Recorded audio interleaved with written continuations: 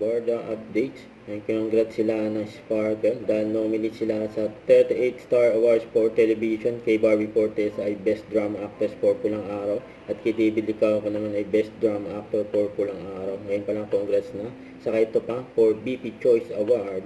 And kay Barbie, TV Actress of the Year, Primetime for Pulang Araw. At kay David Licao po, TV Actor of the Year, Primetime for Pulang Araw. Yun o.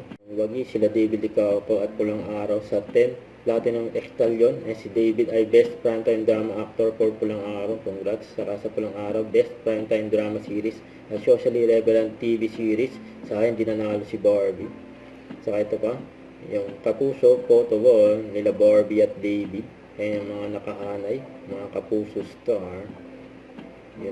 Sa post ni Direct Mark Reyes, yung kumain siya sa bagong bukas na Sobra Cafe sa Opus Mall ni David Licao ko kasama ang Team David, pang-feature nila. Ito na ba yung sign ng upcoming movie ng Borda with Direct Mark Reyes na Moments of Love on Borrowed Time.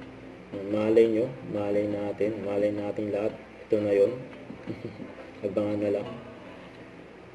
Don't forget to subscribe and click the notification bell for more update. This is Twitcher Reaction Vlog. Stay tuned for more update. See ya.